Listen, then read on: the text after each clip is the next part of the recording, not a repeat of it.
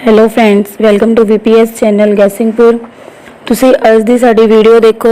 ਉਸ ਤੋਂ ਪਹਿਲਾਂ ਅਸੀਂ ਤੁਹਾਨੂੰ ਬੇਨਤੀ ਕਰਦੇ ਹਾਂ ਕਿ ਤੁਸੀਂ ਸਾਡੇ ਚੈਨਲ ਨੂੰ ਲਾਈਕ ਕਰੋ, ਸਬਸਕ੍ਰਾਈਬ ਕਰੋ ਔਰ ਹੋਰਾਂ ਨਾਲ ਸ਼ੇਅਰ ਕਰੋ। ਅੱਜ ਅਸੀਂ ਕਲਾਸ 12ਵੀਂ ਦਾ ਤੀਜਾ ਭਾਗ ਪੰਜਾਬੀ ਸਾਹਿਤ ਦਾ ਸੰਖੇਪ ਇਤਿਹਾਸ ਬਾਰੇ ਗੱਲ ਕਰਾਂਗੇ, ਜਿਸ ਵਿੱਚ ਅਸੀਂ ਪੰਜਾਬੀ ਸਾਹਿਤ ਦਾ ਪਹਿਲਾ ਟੌਪਿਕ कविता का इतिहास बारे गल करांगे कि कविता की है, यह कित्थों पैदा होंदी है, इसके किन्ने लक्षण हैं। अलग अलग विद्वानां ने कविता बारे बहुत सारिया गल्लां लिखिया हन। आपां हुण कविता का निकास अते विकास पढ़ांगे। सो स्टार्ट करदे हां। कविता नूं साहित का सब तो पहला रूप मन्निया गया है। कविता एक सुखम कला है, यानी सुख देने वाली कला है। कविता मनुखी मन की सब तो पुरातन अते शक्तिशाली कलात्मक कला है, यानी कविता जिहड़ी है सुख देने वाली है तो सब तो पुरानी है। कविता जीवन लई है। कविता की सिरजना हर कोई नहीं कर सकता है।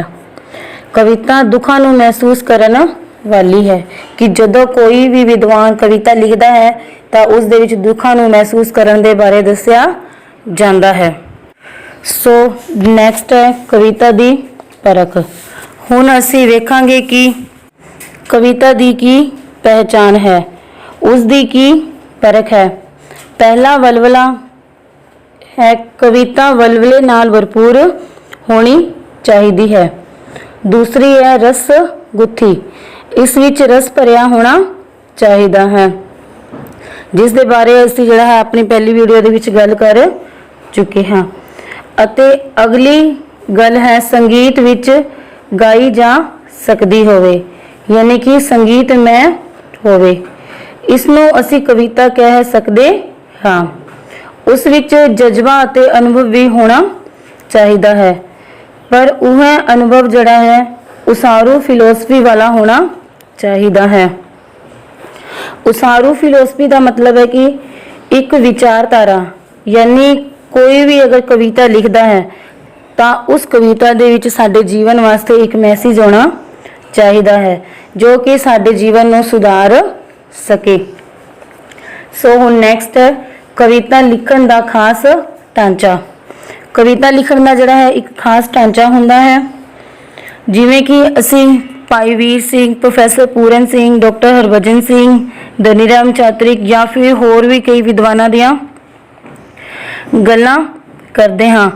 उन्होंने अपनी कविता विच सब तो पहला छंद प्रबंध नूं अपनाया है, क्योंकि कविता लिखण विच जिहड़े तीन मुख पक्ष हुंदे ने, एक छंद, दूसरा गिनती मिनती और तीसरा फ्री वर्सन हुंदा है।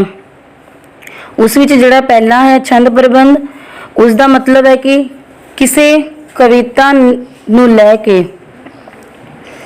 उसनूं लय दे विच लिखना अते उस विच कितनियां मात्रा आणगियां ते किस जगह ते रुकिया जाएगा। हुण जिहड़ा यह उतार चढ़ाव है वह सारा जदों साडे सामने आउंदा है तां वो की कहलांदा है, छंद कहलांदा है। इसका दूसरा खास ढांचा है गिनती ते मिनती, यानी कि इस विच रस की जरूरत होंदी है, जिस बारे असी अपनी पिछली वीडियो दे विच गल कर चुके हाँ। कविता लिखण दे ढांचे विच सब तो महत्वपूर्ण पक्ष है कि कविता फ्री वर्स यानी कि खुली कविता होनी चाहिए है, जो कि साडे पाठकां नूं समझ आ सके। नैक्सट है कविता दे लक्षण।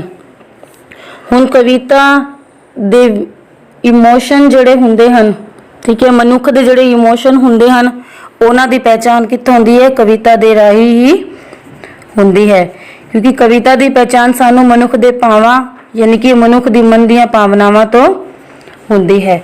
कविता दे लक्षण देखिए तां मनुख दे भाव, जज्बियां, सुहजमई, संगीतात्मक, दिल दी बोली, वलवले दे देश दी गल, भावुक वलवले दी लहर, खास मनोवस्था, कोई वेग वाली होनी चाहिए है कविता, या फिर रूप वाली होवे, ਉਹਦੇ ਵਿੱਚ कोई भी विचारधारा होनी जरूरी है। सो इनू आपां हुण डिटेल विच पढ़ांगे।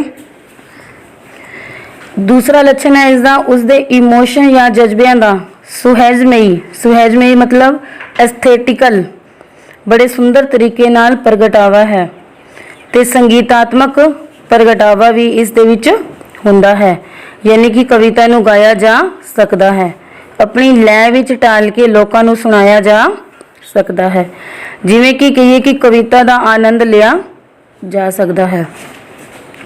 अलग अलग विद्वानों ने कविता नू दिल दी बोली भी किया है। दिल दी बोली का मतलब साडे मन दे भावां जज्बियां नू पाठकां दे सामने पेश करना, वो की कहलांदा है दिल दी बोली। अगला है वलवले दे देश दी गल। कविता लिखण वाला वलवले दे देश दी गल भी करदा है। वलवले का अर्थ है साडे मन अंदर जो तूफान पैदा हुंदा है ते वह है साडे मूँह विच कविता राही निकलदा है, वह की कहलांदा है वलवला कहलांदा है। हुण जदों व्यक्ति भावुक हो जाता है उस अंदर वलवले की लहर आउंदी है, फिर वह एक खास मनोवस्था बन जाती है। उसकी मनोवस्था कोई वेग वाली बन जाती है तो उस विच कोई उच्चा उबाल आउंदा है तो कविता जन्म लैंदी है।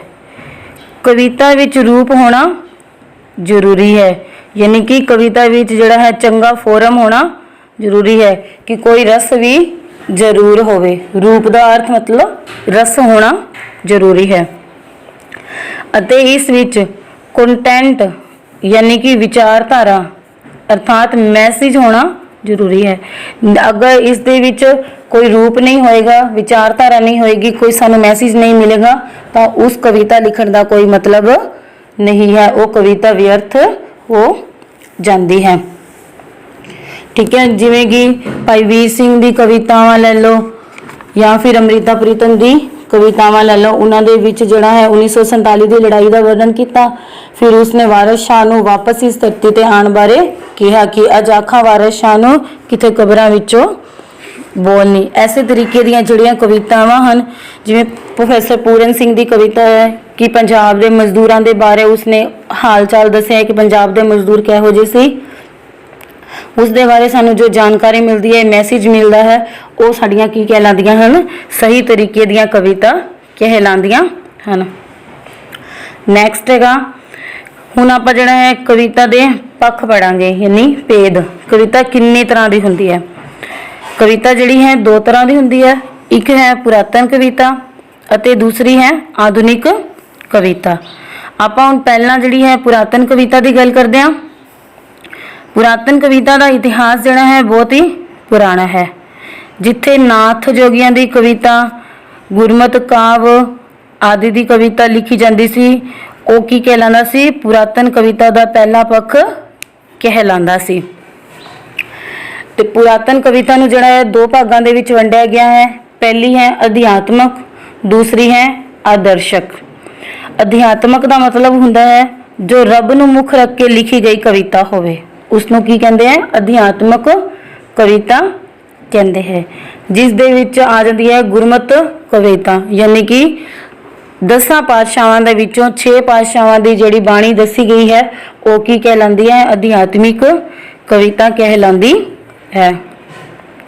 दूसरी है आदर्शक कविता, जिसका अर्थ है कि जो समाज नूं नवे आदर्शक नूं लैके चलती है, यानी नवे समाज नूं आपदे नाल लैके चलती है, वो आदर्शक कविता कहलांदी है, यानी नवे रूल आपदे बना लैंदी है, वो की है? आदर्शक कविता है। इसका उदाहरण की है? सूफी कविता। ठीक है, हुण अपने कोल है सैकेंड है इसकी आधुनिक कविता, जिहड़ी कि अज दी कविता है वह की कहलांदी है? आधुनिक कविता, यानी कि यथार्थवादी कविता।